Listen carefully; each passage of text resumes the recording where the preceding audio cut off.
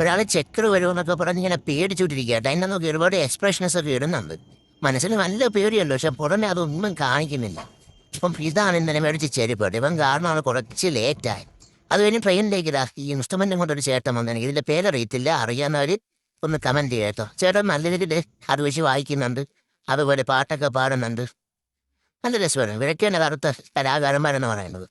അത് കഴിഞ്ഞ് ചേട്ടൻ്റെ പാട്ടും കേട്ടൊരു അവിടെ കിടന്നു നല്ല ഉറക്കമാണ്. ഇപ്പോൾ ഉറങ്ങട്ടെ, ഞാനും വിചാരിച്ചു ഉറങ്ങട്ടെ. അത്ര എക്സ്പ്രഷൻസ് കുറച്ച് കണ്ടാൽ മതിയല്ലോ. പിന്നെ തൃശ്ശൂരെത്താറായപ്പോൾ ഉറക്കം നെയ്റ്റ് കാറ്റ് ഉറങ്ങാന്ന് പറഞ്ഞ് ഡോറിൻ്റെ സൈഡിൽ വന്ന് നിൽക്കുക. അഞ്ചിനാ ചുമ്മാതെ ഫ്രണ്ടിൽ ചെക്കറുണ്ടോ നോക്കാനാ. അങ്ങനെ നമ്മുടെ റൂമിലൊക്കെ എത്തി. ബാഗിൽ നിന്ന് പെട്ടെന്ന് പൊതിച്ചോറെടുക്കുന്ന വെപ്രാണ് കേട്ടോ. ഈ രാത്രിയിലേക്ക് വരുമ്പോൾ നമ്മൾ പൊതിച്ചോറാണ് കൂടുതൽ കൊണ്ടുവരുന്നത്. അപ്പം കറികളൊക്കെ വളരെ കുറവാണ്, നിങ്ങൾക്ക് കാണുമ്പോൾ മനസ്സിലാവും. ഫിഷ് ഫ്രൈ ഉണ്ട്, ബീഫ് കറി ഉണ്ട്, കപ്പയുണ്ട്, മീൻ കറിയുണ്ട്, പുളിശ്ശേരിയുണ്ട്. പിന്നെ കുറച്ച് തോരനൊക്കെ ഉണ്ടായിരുന്നു വീട്ടിൽ. പിന്നെ ഇത് മതിയെന്ന് പറഞ്ഞുകൊണ്ട് അമ്മ അത് മാത്രം തന്നോട്ടെ, അല്ലെങ്കിൽ അവിടുത്തെ അരിക്കലം വരെ തന്നു വിട്ടാണ്. എന്തായാലും പൊതിച്ചോറൊക്കെ ഒരു ഭയങ്കര നൊസ്റ്റു അല്ലേ. അതും കഴിച്ച് നാളത്തേക്കുള്ള വള്ളിക്കെട്ട് ആലോചിച്ച് കിടന്നു. യാത്രകൾ തുടരുകയാണ്. Okay, bye bye.